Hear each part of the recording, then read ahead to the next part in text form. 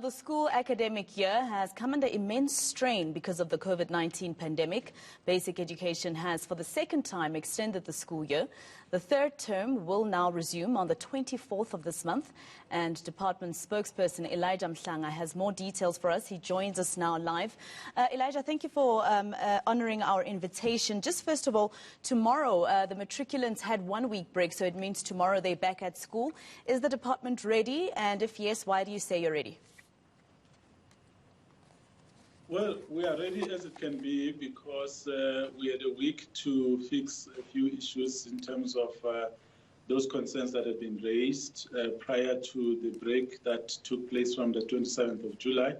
But we are ready. Provinces have been working very hard to make sure that it's all systems go for the matriculants who are returning to school tomorrow. We had a series of meetings with them chaired by the Director General, who was probing them on the various areas that they needed to focus on to ensure the readiness. So based on that, we are satisfied that the return of grade 12s only tomorrow will go as planned.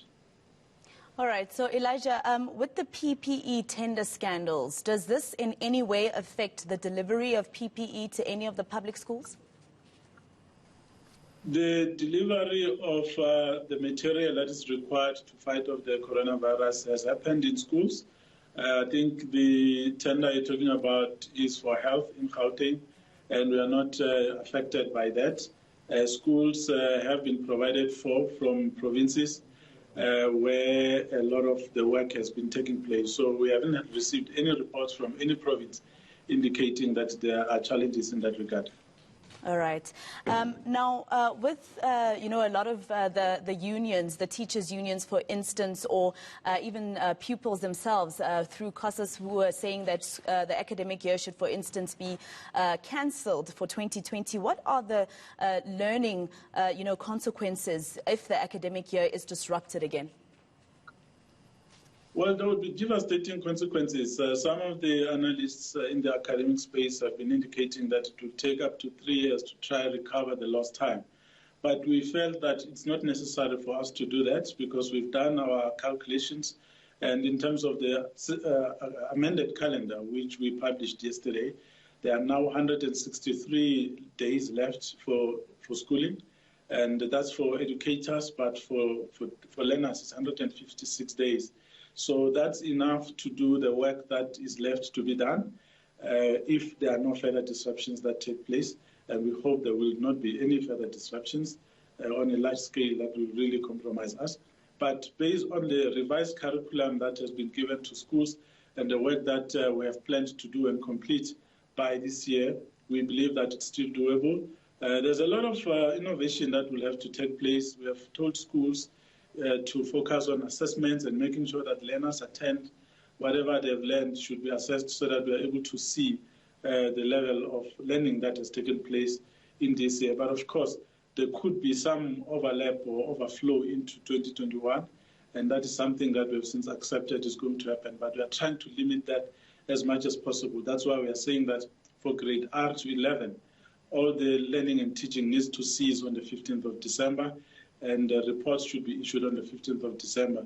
If there's any other work that will be left to be done, it will then have to go into 2021. But right now, we are seeing only grade 12 work that will have to move into 2021 because that is inevitable, just on the amount of work that happens for you before you can release the matric results.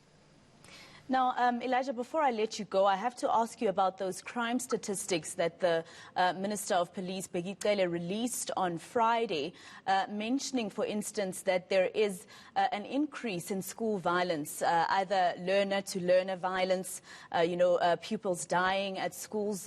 What's the reaction from the department, and what are we going to do about the numbers basically increasing? Well, that's a societal matter. In fact, we've always said that the issue of violence in schools needs to be dealt with in an integrated manner. That's why we felt that it was important for us to work together with stakeholders, SGB associations, the police as well, who come into our schools to assist us with talking to our learners, as well as our teachers about how to stay safe. It is really in regard to dealing with such challenges, but also We have seen that the states are also talking about teachers attacking learners and learners on learners and learners on teachers, all of those things. That's basically violence that we should all condemn. It's concerning, and we hope that this environment that we are in now is going to limit such occurrences, because all of us are now stressed by the coronavirus, and that all of us are going to focus on learning and teaching and nothing else that could be disruptive, because we've already suffered enough disruption. So we don't want to see any of that. So any of the changes that are good, that have taken place in the basic education sector in terms of reducing violence, reducing disruptions that can be avoidable, such as the violence that we're talking about, we really need to carry that forward into the future, because schools should be violence-free zones. They should be places of learning where all our teachers, where all our learners feel safe to be in, and they should be looking forward to going to school every day. Now, Elijah, when it comes to the school nutrition program, Section 27 had taken the department to court, and there was a decision made by the High Court that the school nutrition program needed to go ahead, whether pupils are at school or at home, because some of them actually rely on this meal that they get from school.